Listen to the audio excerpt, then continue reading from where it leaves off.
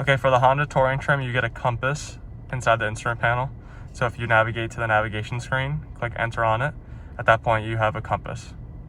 Okay, so for the Honda satellite link navigation, all you have to do is click navigation. At this point, it brings you to the navigation screen. So if you hit where to, and then from here, you can type in an address. If you hit back,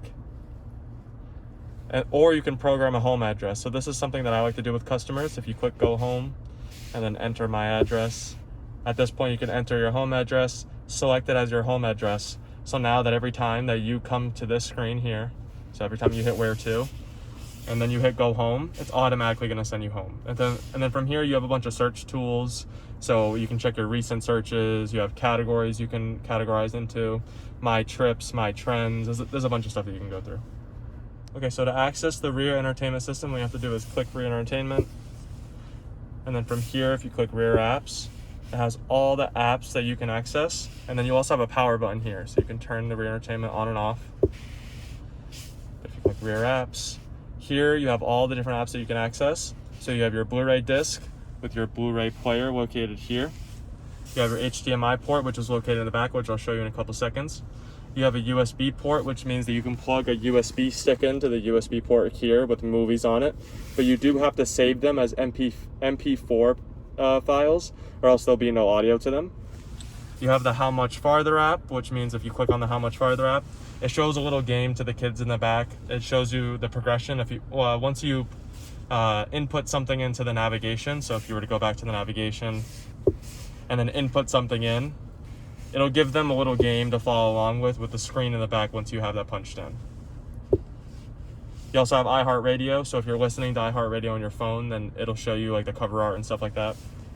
And then the same thing with Spotify. Okay, so just another angle of the rear entertainment system.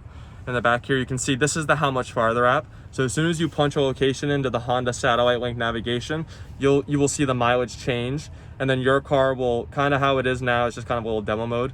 But essentially, as soon as you put that in, it'll show the progression of how close you are to an object. So the kids in the back don't have to keep asking how much longer or when are we going to be there.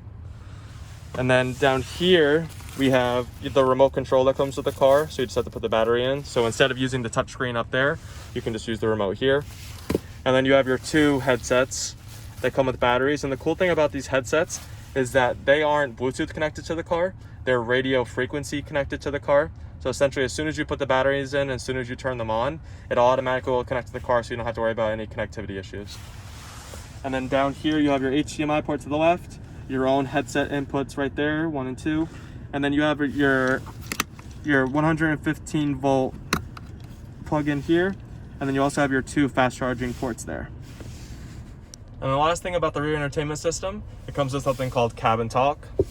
So if you click on Cabin Talk at this point, if someone's watching a Blu-ray movie or something from the USB port or anything like that, it'll pause the video and pause the audio so that you can get a message through them.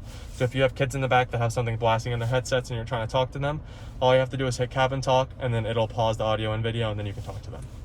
And then down here on the left-hand side, on the Pilot Touring, you get the parking assist sensors on the car. So, and then the sensors are on the front and back. So whatever that means is whenever you're in reverse and you get closer to an object, you'll hear more frequent beeping when you get closer to the object. And then the same thing for pulling forward.